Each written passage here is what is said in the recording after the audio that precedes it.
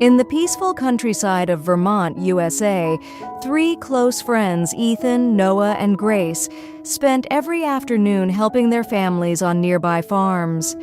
Their small town was filled with kind people, but there was one problem everyone talked about. The children had no library.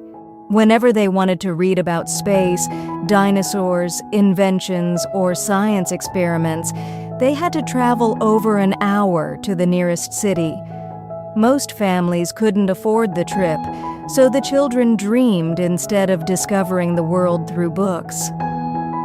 One cool autumn morning, Ethan suggested they explore an old abandoned pumpkin field beyond the maple forest. Local legends claimed the field once belonged to a famous farmer who grew vegetables unlike any the world had ever seen. Noah laughed at the story, but Grace smiled. Let's see if legends can surprise us. The three friends packed water, sandwiches, and a small wagon before heading toward the forgotten field. As they crossed a narrow wooden bridge, bright orange sunlight lit the valley ahead. Suddenly, Ethan froze. His jaw dropped. In the middle of the field stood the largest pumpkin anyone had ever imagined. It wasn't just big, it was enormous. The pumpkin was nearly the size of a small house, glowing with rich golden-orange colors under the morning sun. Thick green vines wrapped around it like giant ropes, and birds had built tiny nests among its leaves. For several minutes, none of them spoke. Grace carefully touched the smooth surface. It's real. News spread quickly throughout the nearby farms, but instead of fighting over the discovery, the friends had an idea. What if, Noah said, we sell pieces of this giant pumpkin and use the money to build something that lasts forever? Grace nodded immediately. A science library. Everyone loved the idea. The entire town volunteered to help. Carpenters built enormous wooden platforms around the pumpkin, while farmers brought sturdy ladders, thick ropes, and harvesting tools. Working carefully together, they sliced the pumpkin into giant sections. The sweet smell filled the air. Its bright orange flesh was fresh, delicious, and unlike any pumpkin anyone had tasted before. Nothing went to waste. Some was turned into pumpkin pies. Some became fresh juice. Some became roasted pumpkin snacks. Even the seeds were carefully packaged for gardeners who wanted to grow special pumpkins of their own. After several days, the friends loaded the pumpkin products onto two large farm wagons pulled by strong horses. Their destination was the famous weekend farmers market in Boston. As they entered the city, people stopped walking. Everyone stared. Children pointed excitedly while reporters rushed over with cameras. Is this really from one pumpkin?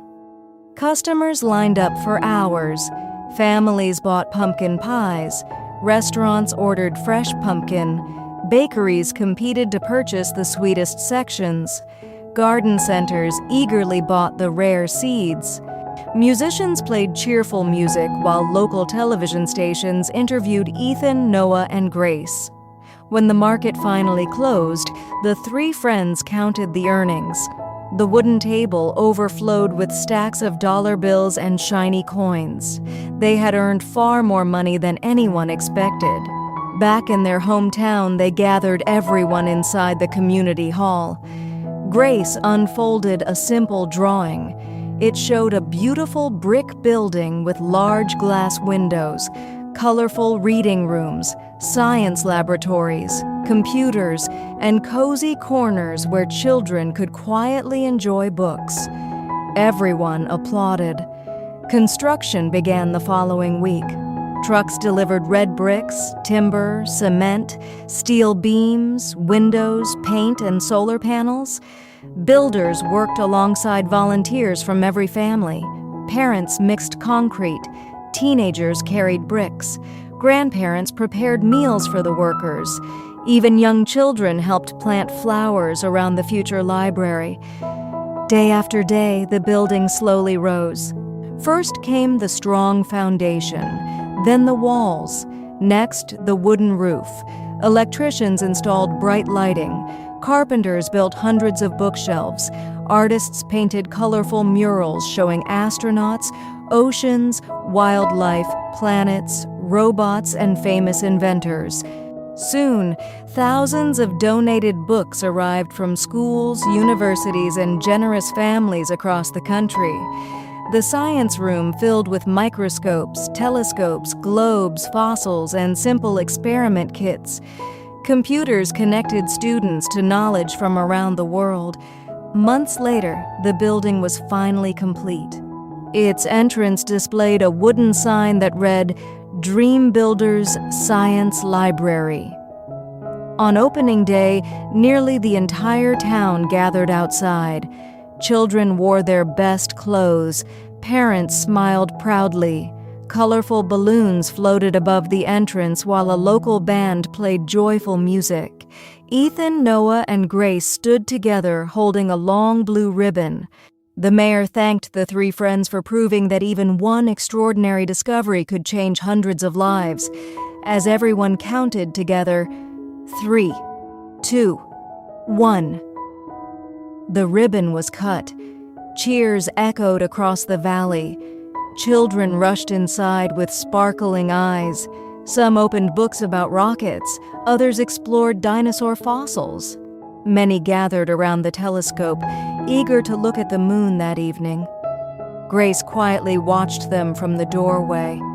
Noah smiled. Ethan looked at the empty pumpkin field in the distance. The giant pumpkin was gone, but its greatest gift remained. It had become something far more valuable than a rare harvest. It had become knowledge. Years later, many children from that little town grew into scientists, engineers, doctors, teachers, and inventors. Whenever visitors asked how such a small community built such an incredible science library, the townspeople simply smiled. It all began, they would say, with three friends who believed that the greatest treasure isn't something you keep, it's something you share.